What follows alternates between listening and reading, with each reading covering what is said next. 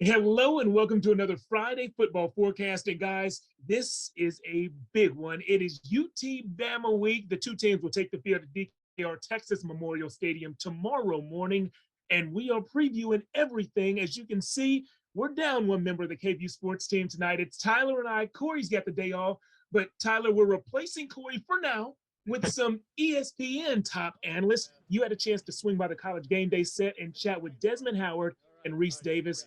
How'd they go?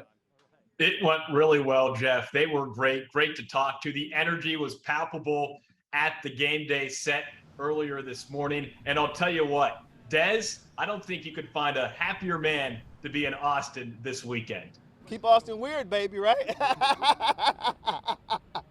Hey, Austin's a cool college town, man. It's really cool. I'm glad that we're here. Gotta love that energy from Desmond Howard. He was hoppity-poppity, the energy in that arena, in that area today, hoppity-poppity. Texas will need to be hoppity-poppity. That's clearly the two words of the day against number one Alabama. Jeff, earlier in the week, Steve Sarkisian downplayed this game, saying it really won't impact his team getting to that Big 12 championship game later in the season. But as Game Day host, Reese Davis told me if they win, it's going to be a pretty big deal. He kind of downplayed the idea of this being a defining game. Well, if you win it, it is, because you can't win it and then do what A&M did last year and still go back to 8-4, because that's just an upset. That doesn't signal your arrival. Anybody can step on a rake and hit themselves in the face and get beat. That happens. That's ball, right? Mm-hmm. The question is, if you win that game, can you follow it up? And Jeff, I guess if Texas wants to pull off this huge upset, they're 20-point underdogs, there's a few key areas they'll need to take care of. Yeah, definitely. All week on KVUE, we've been breaking down what the numbers have to say for you, and we told you all 5 of the last opponents who beat Bama in the regular season also won the turnover battle, and 6 of the last 10 who pulled that off made big plays in special teams. Today, though, Desmond Howard said, in addition to winning the turnover battle and making big plays on special teams, your big dudes better play like dudes.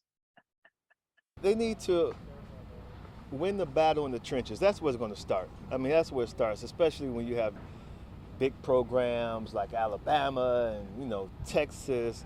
You start in the trenches, the line of scrimmage, and they're going to have to obviously try to protect the quarterback as much as they can, Texas. So winning the battle up front is key. That makes sense. Desmond Howard also went on to say that Alabama's defensive front looks good on paper, but they haven't really been tested yet.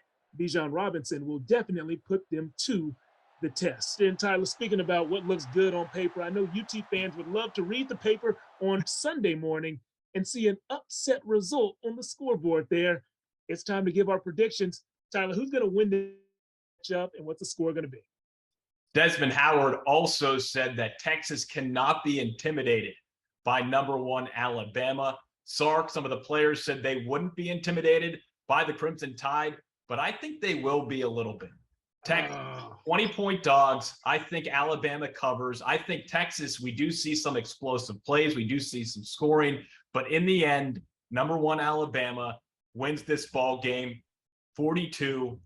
All right, I agree that Alabama's just going to be a little bit too much, especially where Des was talking about in the trenches. Their big guys are just bigger and stronger at this point, and I think we'll see that, but we won't see them really lean on the burnt orange until late in the second half. I think Texas will keep it close for 3, maybe 3.5 quarters, but eventually Bama will pull away.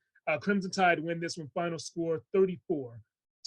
Guys, that's what's happening Saturday on the field. What's happening tonight, though, on high school fields all across our area, of course, there's some great high school action. We're going to have it all covered for you tonight in Friday Football Feed.